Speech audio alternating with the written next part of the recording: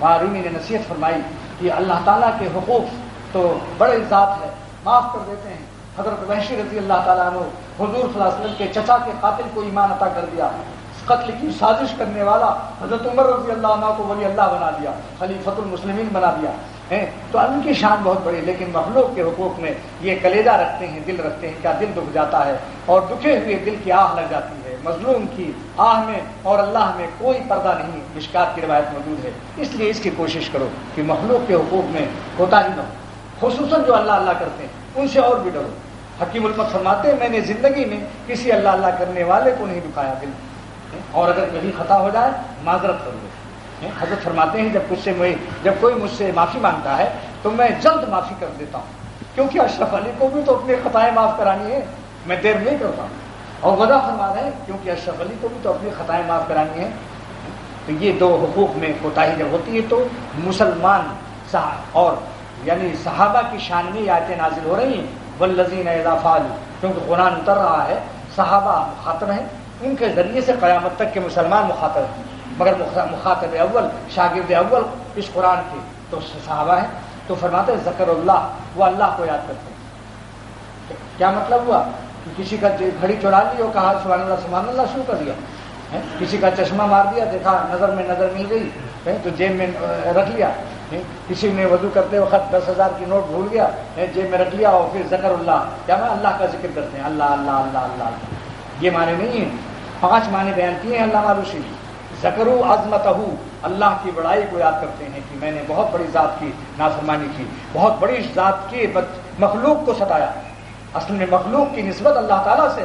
ان کی نسبت سے تھوڑی ہم ان سے ڈرتے ہیں، ہم اس نسبت سے ڈرتے ہیں کہ اللہ کی مخلوق، جیسے کوئی شخص کسی بزرگ کی اولاد سے ڈرے کہ بھائی ان کے اولاد ہیں لہذا ان کی احتیاط کرتا ہوں۔ سمجھ گئے آپ؟ ذکروا عظمتہ ایک تفسیر ہو گئی، دوسری تفسیر ذکروا وعیدہ، اللہ کے وعید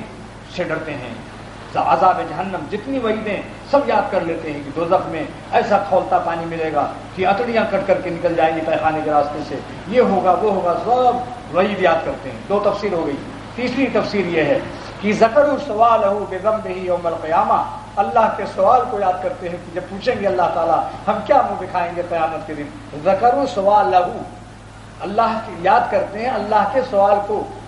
کس بارے میں، بذنبہ، اپنے گناہ کے بارے میں، کس دن کے لیے، یوم القیامہ، ذکروا سوالہ بذنبہ یوم القیامہ۔ 3 تفسیر ہو گئی۔ چوتھی تفسیر ذکروا جلالہ فحابوا، اللہ کے جلال کو یاد کرتے ہیں پس ہیبت زدہ ہو جاتے ہیں۔ 5ویں تفسیر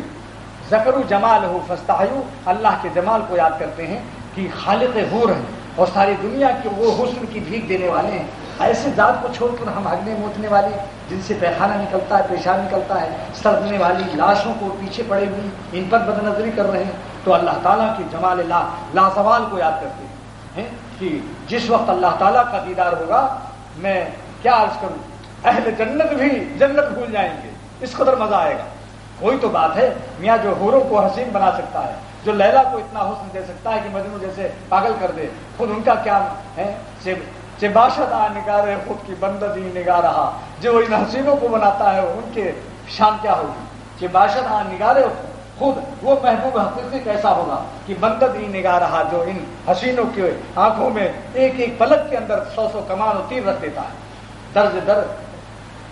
100 کمان و تیر درجے ناوکے، یہ ایک جو پلک کا ایک بال ہے، مولانا رومی فرماتے ہیں 100 کمان و تیر اس میں پوشیدہ کر دیتا ہے اللہ، 100 کمان و تیر درجے ناوکے۔ تو اللہ کی شان کیا ہوگی جو اپنی مخلوق کے ایک پلک میں 100 کمان و تیر رکھ سکتا ہے، اتنا اثر ہو سکتا ہے اس میں، خود ان کے کیا عالم ہوگا۔ چانچہ جس وقت جنت میں دیدار ہوگا تو کوئی جنتی اللہ کے جمال کے بعد پھر اس کو حوریں یادی کوئی نعمت یاد نہیں آئے گی، بلکہ حوریں ان پر فدا ہو جائیں گی کہ ارے آج تمہارے چہرے پر کس کا جلوہ نظر آ رہا ہے، وہ حوریں فدا ہو جائیں گی، ارے کہاں سے تم آ رہے ہو، کن کو دیکھ کر آ رہے ہو۔ تو یہ 5 تفسیر ہو گئی۔